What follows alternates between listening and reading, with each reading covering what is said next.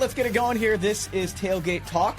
It's Sean Ritter, Paul Wagner, Erik Tasker, the boys back together again today. You can find us on socials @On the Tailgate. Want to get to a little bit about CWD. You know, we've touched on it a few times on the show. I've found a state that I think finally got it right to get hunters to participate in having deer tested.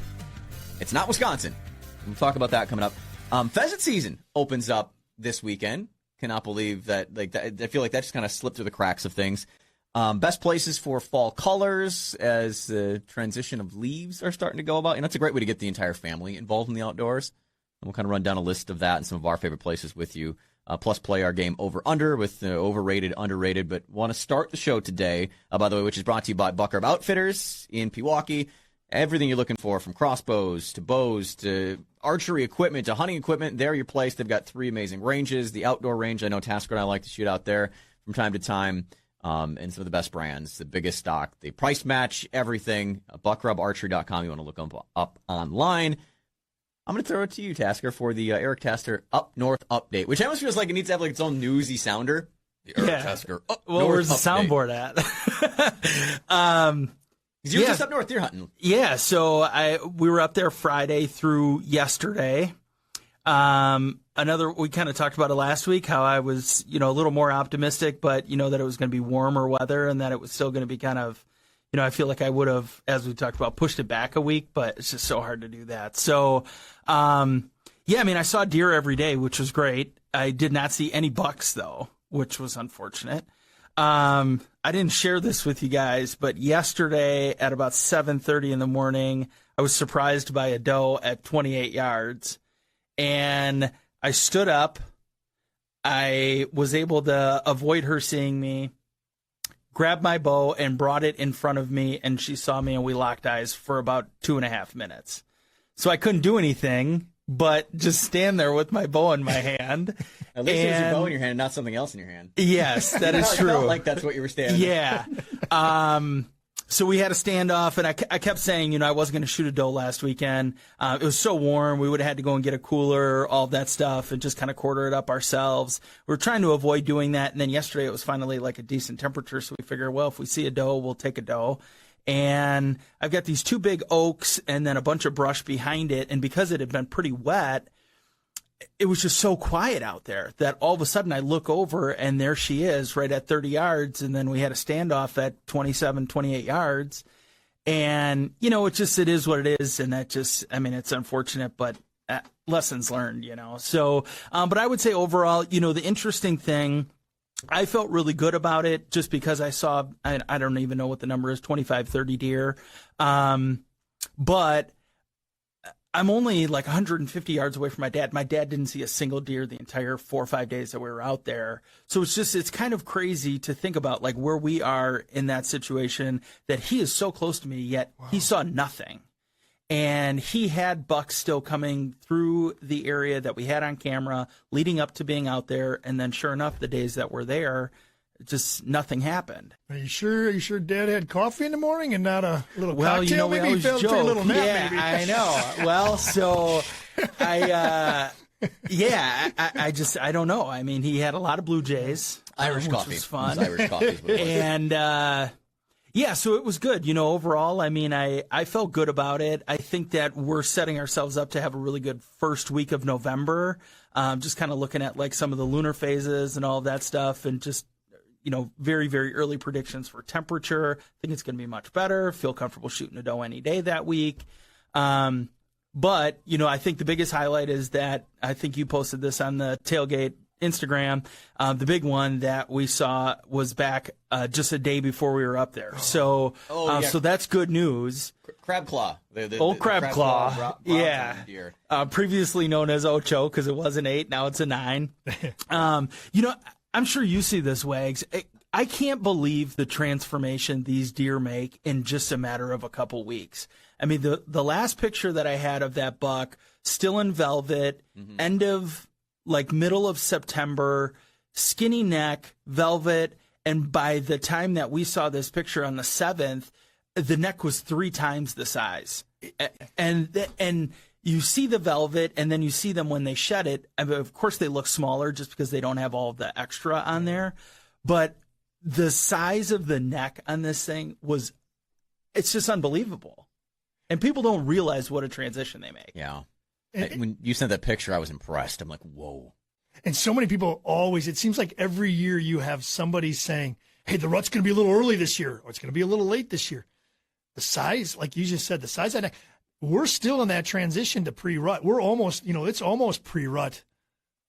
And you're coming off the greens like we talked. That summer transition is happening right now. And there's a lot of deer that are big. I mean, they're putting already. They're big already. And I'm not going to say it because I just laugh at those people when they say, oh, rut's going to be early this year.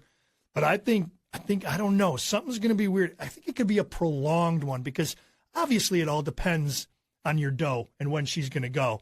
And you know what? There's multiple does. We know that. There's different age groups. There's yearlings still now. No more fawns but you got your yearlings, you got your 1.5, you got 2s. These does are going to go at different times, and I think it's going to be a prolonged rut, and I think the boys are ready to go too. So your big ones may go down in lockdown early, but I think don't necessarily think because you don't see them on camera in late October because they're going to resurface in about 3-4 days. So I think, expanding that and then another 3-4 days, I think it's going to be a long, good season for big mature bucks to be on the run.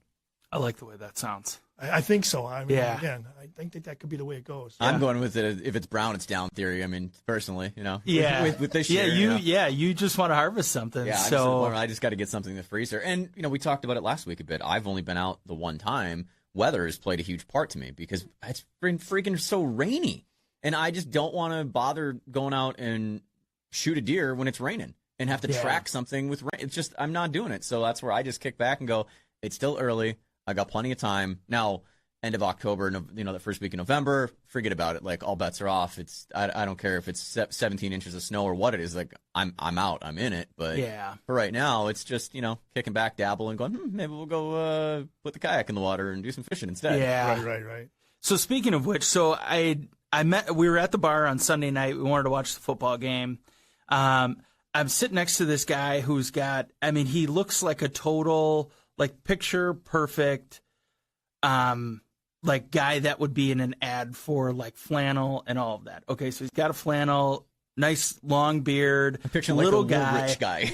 Yeah, exactly. That's exactly what it it was. Okay, so I get to talking to him. He happened to be up there trout fishing one of the streams up there, and we got to talking about just everything. Why are you up here? What do you do for work? He works for a bicycle company. He said, I went trout fishing today. I caught about an 18-inch trout. I was really happy with that. But the real reason I'm up here is me and a buddy of mine, we're doing a guided muskie trip with fly rods. And I thought, Nice. Oh, my God, I cannot imagine the fight that would be. Doing that with a fly rod. So you were talking about doing that with a kayak this year. Of course, you want to be able to catch a muskie in the kayak. Mm-hmm. Can you imagine that? I mean, guys do tarpon, tarpon on the fly. I would put a tarpon as far as size, strength, fight above a muskie. Yeah. I mean, us muskie heads are going to hate me for saying that, but I would put a tarpon ahead of it. So I know, talking with Gary up at Ballard's, Black Island, we've been up there, that there's a lot of clients that he said that go up the island, that's their thing. They'll at least spend one day where that's their goal, is they want to target muskie on the fly. It just sounds like so much fun. I totally agree. I think it would be absolutely awesome. You bring up trout. That's the other thing I'm kicking around lately is I'm like, man, I'd like to start getting in the tribs because it's about that time now where, some of the stuff are going to start running. The problem we have is the freaking water is so low still that, if you're in and around a harbor, whether it's Racine, Port Washington, Milwaukee, Kewanee, if you can get out into the harbor, the fish are all stacked up inside harbors because they're having a hard time getting into the streams because the water's so low. Sure. And I'm debating, am I going to really be able to get a good chance? Last year I dabbled a bit and went in a few times, and I was a little late on it last year, but I was just killing time and enjoying being outside. Now is really the window. It's still been so warm lately that water's got to come down in temperature a little bit for them to start swimming back. Yeah. Up. Yeah. And you think with the rain, as much rain as we've had, that it would start bringing it up, but it's still not, hasn't been enough. We just didn't get enough rain to keep the levels up high that, I don't know. Don't know. Yeah. My buddy sent me a funny picture that he lives on the east side, and he was over, I think it was the North Avenue Bridge, and he saw two guys that were out there, but there was a shopping cart that was tipped over, and he sent me a picture, and he captioned it with I just didn't realize there was such a hot market for shopping cart fishing. But then the same day, Anthony Pettis, a local UFC fighter I went to high school with, he posted a picture from the Milwaukee River. He caught a big salmon that day. So they're swimming. It's just a matter of just trying to target them and find them. So, well, if it keeps raining, being crappy, and I don't end up, climbing up in a tree stand or walking in the woods, that may be where you find me soon. Is instead of dragging the kayak somewhere and fishing, I might just stay a little closer to home and hit one of the local rivers here. Well, I think this week, today, we saw a temperature drop because Friday, I think, I don't know. Man. You're going to be out. Yeah, I'm going to be out. You're going to be out this weekend, yeah. And then I head down south a little bit into that southwest corner of Illinois, or northwest corner of Illinois, southwest Wisconsin, and I think it's going to be good. So hopefully we do something here this weekend with the 50-degree weather, and it's a change. When it's a drastic change, when they always say about fronts coming in or how it's rolling, where's your bear? This is a big switch. I mean, from a midday 50s from what it used to be, or what they're 75. They're going to be on Saturday. Yeah. I mean, they're going to be moving around a little bit. I think so too. Hopefully, we'll see what happens. And I still have wait corn. to hear. And I still have corn around me, so nothing's been harvested. So I got corn all sides. I got a bean field that's been taken off. The water pond's good. I mean, it kind of meandering. It's going to be a pretty good roll. The rain that we've had has created small little pockets of water, so I have it. My does are there, and again, I'm more of a bedding area. But when those bucks come through and they cross doe trails, it could be pretty nice, because you've seen some of those pictures. I've that one is pretty gnarly looking. That's pretty cool with the long tines. So so it's kind of crazy. But again, I know pictures are pictures. We all have them until they're on your wall. It's a different story. Right. All right, so our game over-under that we always play, it's kind of the overrated, underrated thing. There's a bit of I don't want to say morals that go along with it, but there's actually a story we've got about morals as a hunter, and we're going to get to that and kind of pose, do you think that these guys were right or wrong in the way that they harvested an elk? We'll get to that coming up, but also want to bring up really quickly, my friends at Mountain Dew are back again this year with more of their outdoor grants. This is really cool. They did it last fall, too, where you go on and you submit a nonprofit that helps the outdoors. They're going to award a whole bunch of $5,000 grants to these organizations, up to $200,000 in outdoor grants. They're going to give away a bunch of these $5,000 outdoor grants. I want to bring it up because we have so many great nonprofits that help out the outdoors right here in Wisconsin. I'd love to see them get a little piece of that pie. So all you have to do, if you know of any organization, literally anything that helps improve the outdoors, gets kids fishing, anything like that, go to dooutdoorgrants.com and just submit there. And like I said, they're doling out all this money. So I'd love to see someone local here get a little piece of that pie. So just got a text message from somebody, one of our valued listeners, and said, cold front coming in this weekend. You better get out of the station and into the woods, brother. They know you way too well, Wags. Yes. We're getting going. Pheasant season opening up today. We'll touch base on that just a little bit, get to our game over-under. But I mentioned a moral dilemma situation. And because, Tafter, you found this story. I did. Explain a little bit about this situation, what happened with an elk out west. Yeah, so I don't know. Now that I'm looking at this, I don't see the actual county that it is or the state that it was in. But there were two farmers that had actually rescued. There was a canal that was running through their crops for irrigation. They saw that this elk was able to stand still, but was struggling to get out of the canal. So they had mentioned that it was roughly about 10 hours that they saw this elk that was struggling. They finally helped rescue it to get it out. Obviously very traumatized and exhausted after fighting this for 10 hours.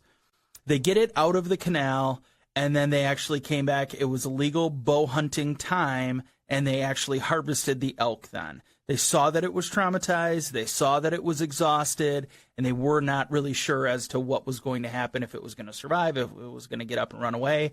So they ended up harvesting that elk. It was exhausted right there.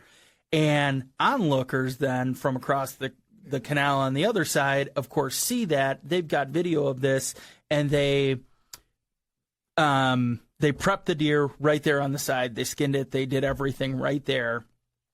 And the question is, I mean, is that something that's okay, I guess, in the eyes of like an outdoorsman? But At what point do you say they made the right decision? Stress hormones taste fantastic. So you're saying Cortisol no. tastes fantastic. I mean, legally, yes, they were in the right. Does that make us as outdoorsmen look like crap? Absolutely. Yes. And I think I've said it on the show. The number one problem we face as outdoors men and outdoors women is a PR problem. For we sure. are our own worst enemy of people doing crap like that the public sees and makes us all look bad.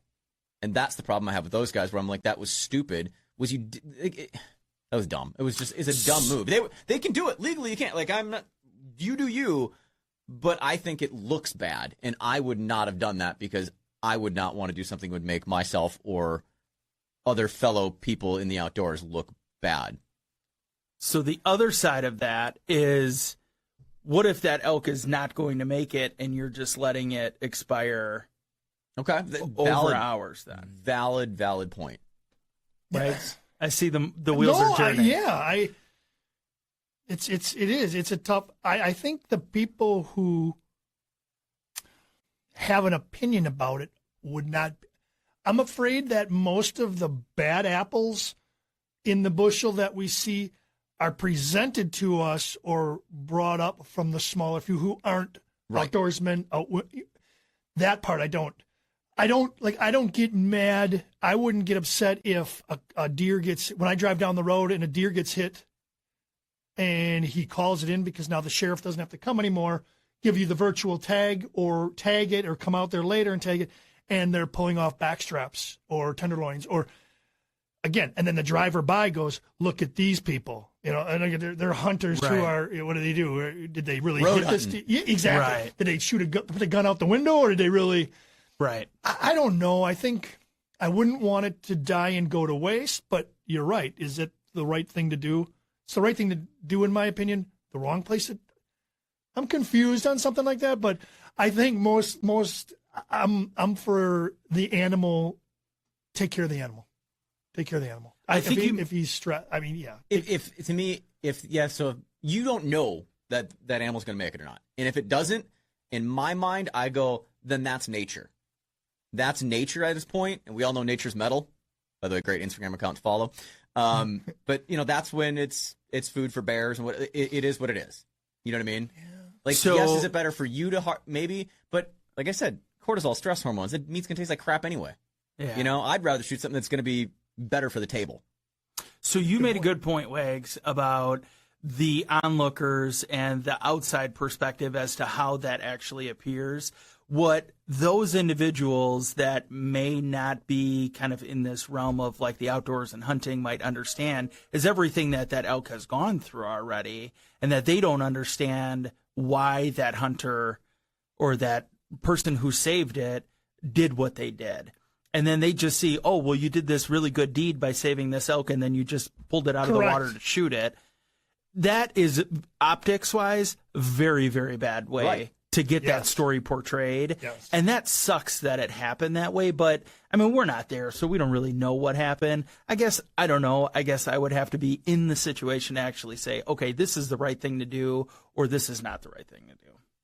But like you said, there's so many different ways to look at it. And I mean, this may be a bad thing, but if I'm going to take it out and if it's going to die, you're right. Feed bears, feed birds, it does that. But I would rather feed myself. But now like you said, you got to give it muscle a fighting tendons chance. Is all stressed. Is this all tight? I mean, are we going to be pulling? I mean, is it going to be a terrible bite? Is it going to be a terrible eat? Yes. So now when you bring that up, it is. So maybe this is the situation where you save it. And you let it. You got to give nature a chance. Let nature. Let's see. Let it. Yeah. You got to give it a chance. You get in a car accident, and we pull you out of the car. You survive the car accident, and then shoot you there. I mean, it's super. Like, I don't mean so graphic about it, but I mean, think about it. Put it in that context. Would you rather want your fighting chance? Give the animal the fighting chance. I knew I was going to get Wags to just absolutely. Yeah, that's good. Yeah, you got a bad. Wags didn't make it. Just put one in him. Yeah, your knees a little messed up. You're not going to be able to walk the same, so we might as well just put you to pasture. Try this 9 mil right to the forehead. Yeah, okay. Oh man, wow. I love the moral dilemmas though, but that is one story that has the good and the bad together. You mentioned usually we only hear the bad stuff. It's weird to get a good and bad together. That is the craziest freaking story I've heard in a long time. It's an odd situation, that's for sure. So, you guys want to get to over/under while we're at morals and opinions on things? All right, let's start this up. Overrated, underrated is basically how it works out. We'll start with you, Tasker, in this one. Hard shell tacos. Over/under. I say just focus on the shell. Just the shell. Hard shell tacos. Underrated. I like a good crunch to the taco. Oh, overrated. I'm the soft taco guy. Soft shell guy? I'll go soft taco supreme, extra sour cream. Have you ever bit into a hard shell taco and not had the thing instantly disintegrate like a Christmas tree bulb? Yeah, like a walking taco. That's what it turns into. Well, the hard shell, it breaks in all different areas, and you're like, what the heck? That's why I think they're the worst thing. So do I. That's why you got to do the soft shell wrapped around the hard shell. Oh, the little Gordino guy. Yeah, there we go. I'm also anti-flour. Okay. There, I am a straight corn, the soft corn tortilla all the time. It's going to be masa, not the flour stuff. It's funny you say that because we had tacos last night. Sherry made like street tacos, and she's like, "Oh, it's just something different." Well, the girls all just had one shell with them, and they're like, "We can't even eat this; they just fall apart." And I'm like, "Yeah, you fools, because you need 2 tacos. That's why." They just fall apart too easy. So keep that in mind. All right. Wags, I'll let you go with this one first. Smell of sulfur. Over/under. Smell of sulfur sucks. I don't know if it's overrated or underrated. It's terrible. I hate that's burnt eggs. I hate it. All right. So you would say it's overrated. It's overrated. It's terrible. Yeah, I'm going to say overrated too. I don't like the smell. Isn't that like a good after fireworks or something? Kind of that smell, or like shells, shotgun shells. The bit of that like. Well, see, now he paints a different picture. Yeah, but my first reaction, no, I don't like the smell. I guess I'd probably agree and say overrated. Yeah, there's certain situations we're on the same page with that one. Sulfur, and then it's if you're near something that's very sulfury, terrible. Yeah, you're right though. On a shot, it is right. I know I'm like, gosh, dang it. Yeah. But that split second, it's like there's like a shot of dopamine. Yep. It's not sulfur. It's just like straight. Yeah. All right, Tasker, final one here. Over/under. Laceless shoes.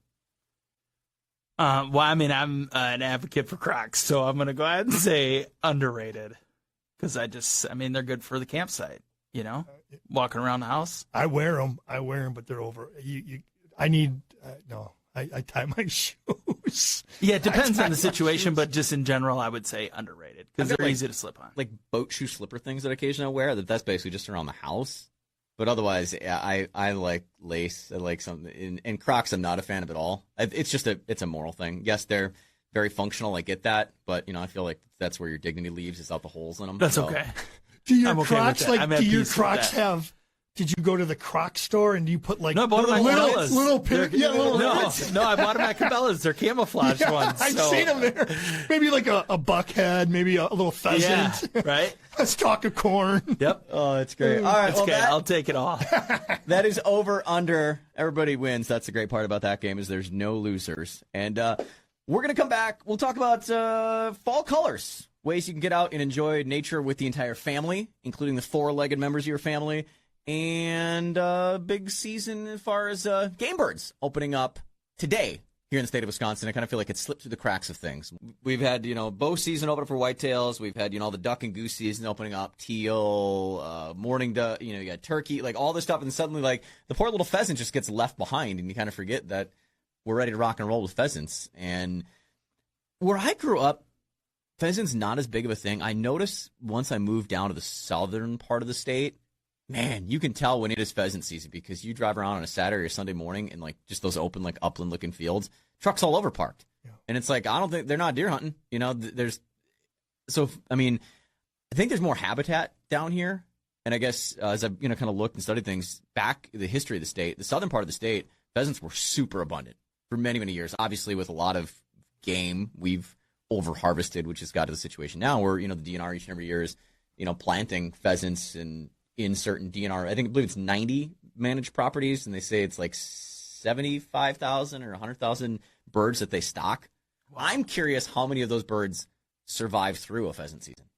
Because, again, where I grew up, there was a few places where they would stock, But of course, not knocking the DNR. I don't know if they still do it, but it would be, the post in the paper. Oh, the DNR stocking pheasants, this whatever DNR property for this weekend, and there'd just be a line of trucks out there, and everyone just goes out, and you may as well just be a game farm at that point. Right. And they do that, and they know that. There's a one as you're going up to Oshkosh, I believe, right before you get into Lamira off of D or K. There's one of those. There's a public hunting area, and obviously it's posted. You can't hunt after 2 p.m., but it's almost like a ritual. When the DNR is going to come and drop birds. So if they're dropping them off on a Tuesday at 2 p.m., obviously you're not hunting, but then everybody goes out on Wednesday, and it seems like by the time, if you're really looking for a weekend hunt, those birds are hard to come by. And if you don't have a dog, you're not going to be kicking up any roosters. Have either of you guys done a lot of pheasant hunting at all? I'm not, no. I used to do it a lot. I used to do it a real lot. But again, planted places. I'm not a South Dakota. I'm not North Dakota. I'm not running ditches, pulling over like it's so abundant out there. It's more in the public hunting areas, and unfortunately, it's following the DNR drops and going there afterwards, so you know that there's actually birds there because you can walk a lot. I've only ever hunted at game farms. I've only ever hunted pheasants on game farms. That's the only way, pheasants and chuckers. That's my experience with upland. Just something that I've never done. It's always coincided with waterfowl too much for me too. So there was that. Whereas like upland, then we'd go weekend hunt pheasants in January and February. On a game farm when there's nothing else, or ice fishing is crappy or whatever. So yeah. No, I think it's just good. There's a great following. There's a lot of training, a lot of dogs, a lot of point. I mean, there's a lot of good stuff with the pheasants and the chuckers, and the hunt club that I go to and visit out here by me. We always have a chucker hunt, which is a little bit different, and they always throw a black pheasant. We'll throw something out there for a reward, and maybe put some money into the pot, and whoever shoots that bird gets it. We put bands on them. Which chuckers are just basically a partridge. Small, right? small, yep, real fast. What a chucker is, basically just another subspecies of partridge. Like so lost. And they're cheaper. They're cheaper. So right now roosters are expensive. So what are you paying? Almost $25 a rooster, where you can get chuckers for like $12 to $15. Go to the game farm, just buy 5 roosters, and say, don't bother releasing them. Just throw them in a sack for me. I'll take them home, dispatch. Right. Because I will say, if I'm picking a game bird, pheasant is the best tasting game bird.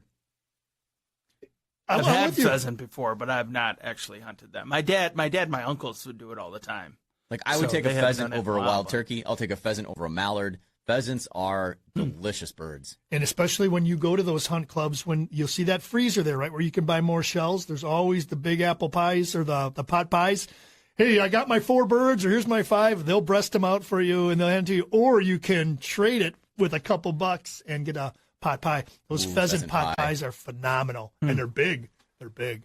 I like the way that sounds. I know, especially like cold, kind of fall feeling day. It's like it's like a pot pie or a gumbo type day. Pot pie kind of day. Good pheasant pot pie. Speaking of being fall, the DNR just sent in their little press release I saw this week a list of the best places to go see fall colors. You guys ever do that with the family? I mean, Wags with the kids when they were younger, go around and just kind of see the leaves and see what's happening. Yeah, and it's beautiful. There's out by us in Germantown. There's a pumpkin farm out there, and mom and dad, grandma and grandpa take the kids out there and do that. They love to see it. The more times we don't necessarily go up north to see the colors as much, or the Door County, but more towards that southern part. In that, like I said earlier, like Galena, stuff like that on the Mississippi. But the kids loved it. They're getting a little old now, and unfortunately, it's just me going and looking at colors myself. See, what I love about that is you can get the whole family involved. Like you mentioned, it's a great way to get everybody outside and just enjoying the outdoors, whether it's kids or even dogs. Great opportunity to take the dogs out and get the dogs a good walk. Just me look at some of the state parks that we've got with great places. Peninsula State Park, you mentioned Door County. That, to me, would be one of my favorites. Oh, yeah. We had family property up north, so I spent a lot of time up north seeing it, but I always like to go to the Door Peninsula in fall. I just think there's no better place to see the colors, and then especially now when you look at Eagle Tower finally being back opened at Peninsula State Park, to be able to get that, climb the tower, the big fire tower, and get that vantage above and just see from, it's similar to here in southeastern Wisconsin, we have Holy Hill. Yep. How great it is when you can climb climb the tower at Holy Hill and see everything, out and about when it's fall at the peak of colors. It's just, it's pretty. There's a place up north too, up by the Phillips area, Tim's Hill. I'm sure people have been up there, and that's beautiful. One of those things. Climb up those stairs all the way to the top and then just overlook all the color changes on Tim's Hill. It's beautiful. It's absolutely beautiful. Yeah, it's always interesting to see when that change actually happens, because I know Sherry and I just celebrated 3 years together that we went out to our place in Oconomowoc that we were getting married like every week leading up to the wedding, thinking, what is it going to be like? How are our pictures going to be?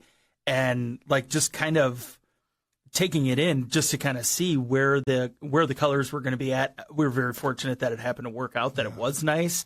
Because being October 5th, it's the early part of October. It's right when some of the wind starts to change and the temperature starts to drop a little bit. You get a couple of those little cold days, and those trees don't take very long to change. Fun fact, temperature actually has nothing to do with leaves changing. Really? It's all based on daylight hours. Oh, it's all interesting. It's a weird thing of chemistry within. You think of with the photosynthesis and all that within the plant itself. That's what causes the leaves to change colors. You know what? It makes sense. It kind of does. No, because I was just looking at a tree. I was walking down. I picked up something out of the back, and I came, and the way the sun was setting now, it came up. One of the trees was half. It's all in daylight. Which is why also some species turn faster than others. And they don't go necessarily at the same rate. The whole tree, I'm talking about one huge tree. A top portion of it was colored. The other portion was still green. Oh, that makes sense then, yeah. Now, having the leaves stay on the trees, that all has to do with rain and wind. I mean, there's one alternate way to get rid of all of the fall colors is have a windy rainstorm. Right. Go. Yeah, gone. Then forget about it. The whole thing. You can look on the ground and see their dead corpses laying there. That's essentially what it is. So you were saying that about the Door Peninsula. Isn't that one of the most famous pictures of Wisconsin is the winding road? Oh, that winding road that's up there? Yeah. I feel like that's the poster picture of Wisconsin leaves changing is that picture. Yeah, probably that. Yeah.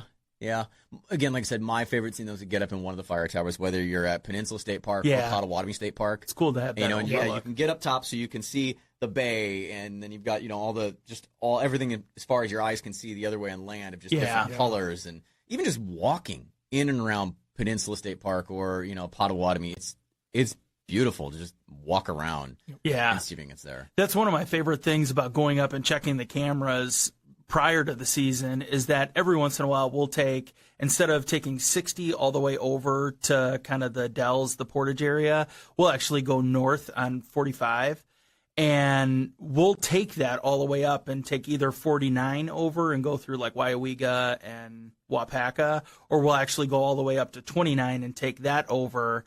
And we did that last year, and we must have just been there at the absolute perfect time because the entire drive was orange and red and yellow, and it was just beautiful. It was really cool. And it's so many of those highways are tree lined that it's the entire way that you're able to see these gorgeous colors that we love to see.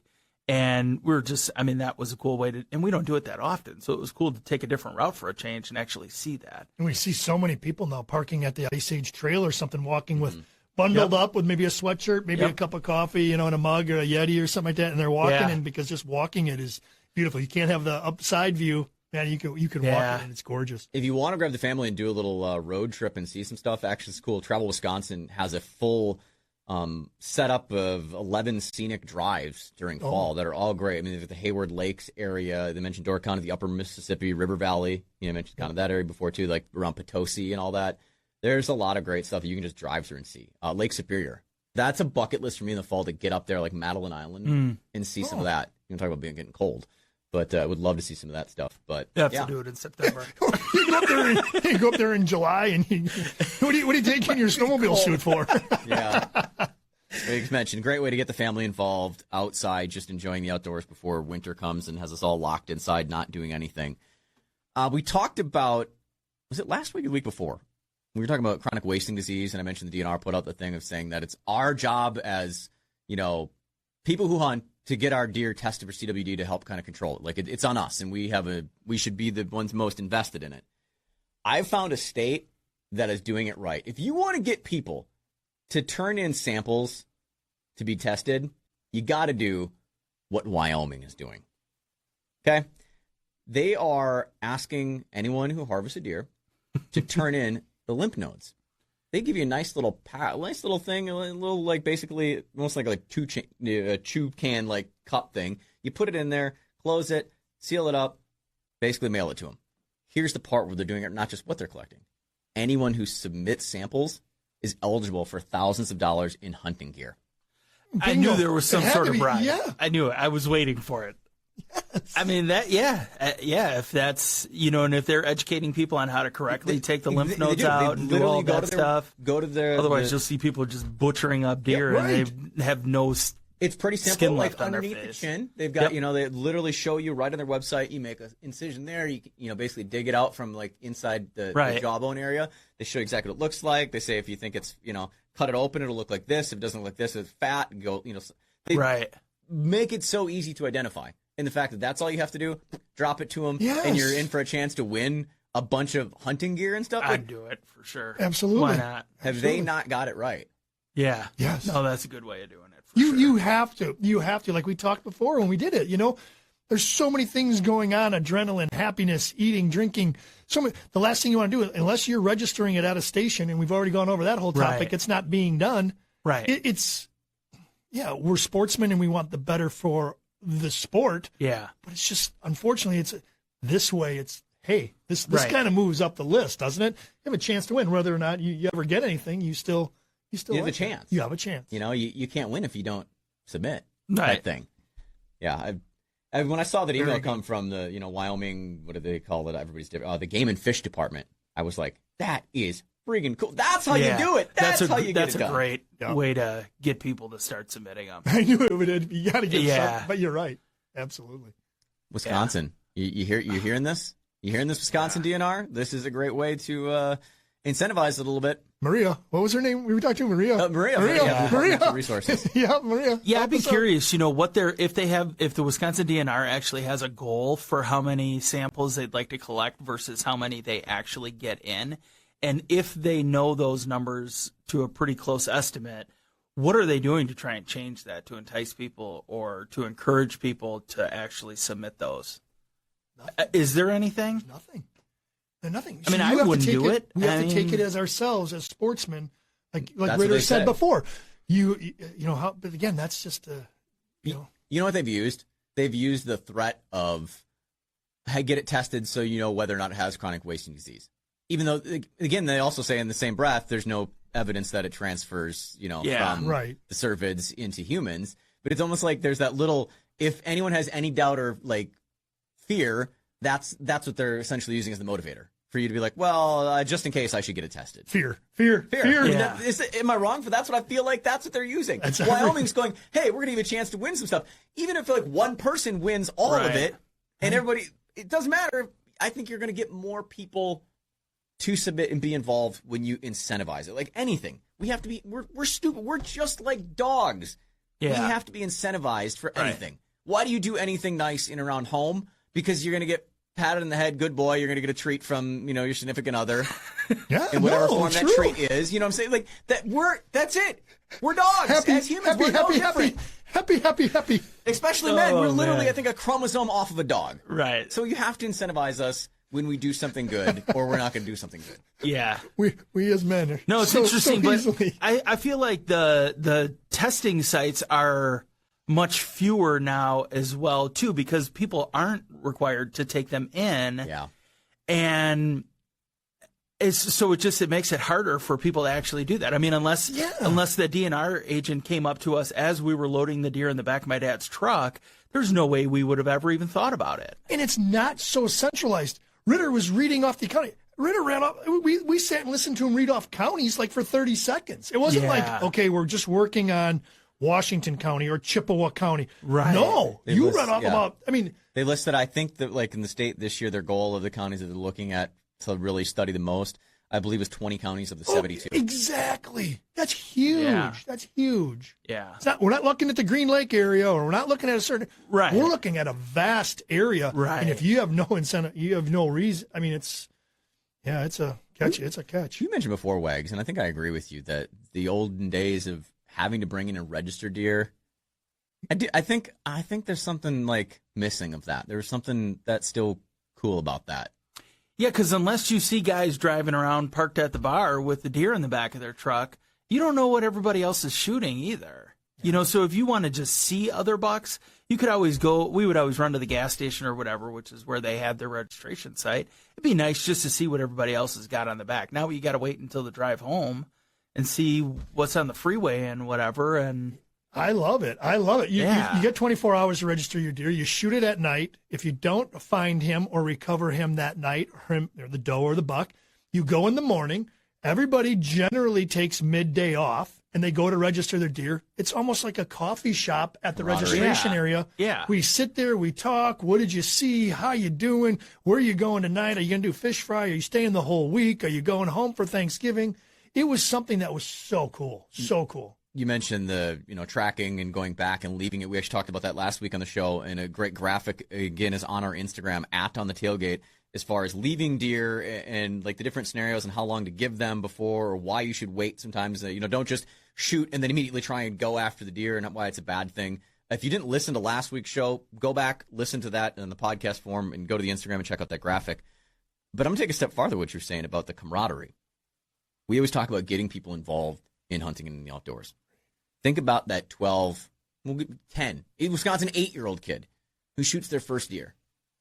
And it's the chance for them, they go and someone, even if it's a small doe, and someone walks up, it's my first deer. Hey, congrats, your first deer, that's awesome. And how great it makes that kid feel.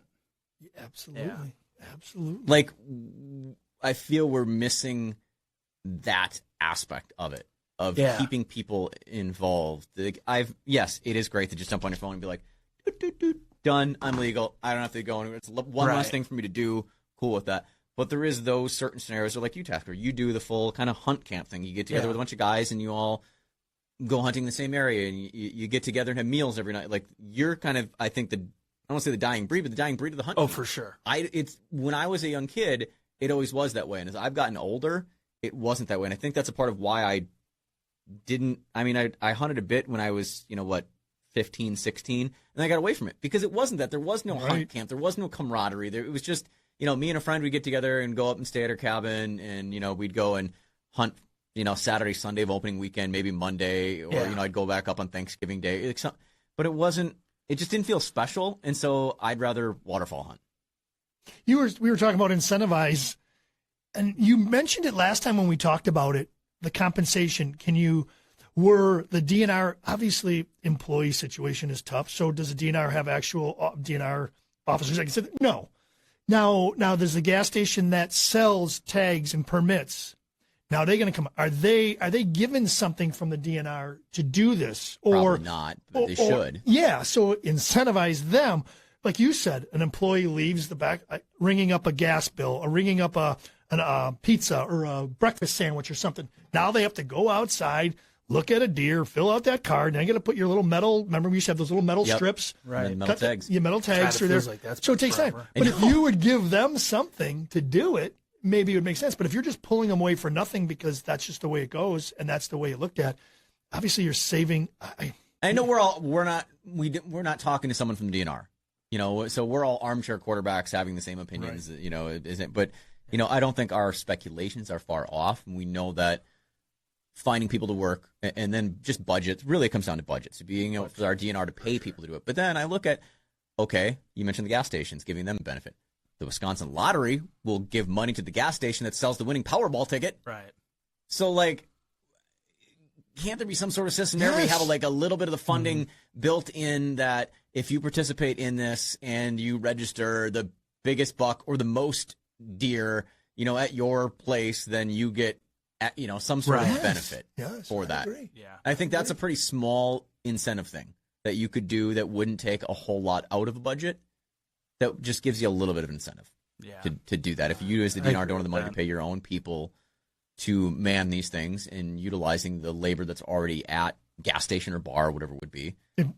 If you truly believe in your data and you want to grab as much analytics as you can, what's harvested and what's not, the grabbing of the phone, that's a tough one because I know for a fact, unfortunately, I know some people that didn't, get around to registering a deer or waiting or even with a turkey, because of that fact. But, it's hard to get true numbers with this system, I think, in place right now. I think going physically I put them in all the time and I'm like, does this really matter? I mean, is it tough? But a lot of things to consider. And again, you're right. We haven't talked to the DNR, and it comes down to money. We know that it comes down to money some way. But I think if you truly believe in your data and you really want it, and you really want to get CWD samples, I think you got to do something. You got to do a little bit above and beyond. You can't throw it all on the outdoorsman and lay the guilt trip on us like we talked about before. Yeah. So, and we talked a lot about whitetails the last couple of weeks. Bow season ramping up and getting going. We'll get more into it, I think, as gun season comes along. But next week we're going to pivot a little bit. I'm pretty stoked for this, and maybe it's just me because of my interest in fishing and bass fishing. Bassmaster Elite Series Pro Jeff Gustafson, the Canadian snow leopard, Gussie himself. The second Canadian ever, only second Canadian, actually one of only 2 Canadians that have ever won a Bassmaster Elite event. Jeff Gustafson is going to be on our show next week from Kenora, Canada. Talk with us. He's huge into deer hunting, wolf hunting. We got a lot of stuff we're going to pick his brain about, not just, fishing and what it's like being a professional angler, but a lot of just being a northern outdoorsman. I feel that our brethren to the north in Canada, they may seem like they're so different than us. They're not so different than us, especially us in Wisconsin and Minnesota. We all are cut from the exact same cloth. So pretty excited to talk to Gussie next week. Again, you want to check out some past stuff we've got. The podcast is up on the iHeartRadio app. Check it out anytime. And send us some of those pictures. Send us pictures that Ritter can put them up on and I want to see them. Anything you want to share, whether it's, waterfowl, it's fishing, it's bow hunting, bear hunting, you name it. Recipes, anything. Yeah, pop it to us at On the Tailgate. We'll be back next week. Until then, have a safe and successful week.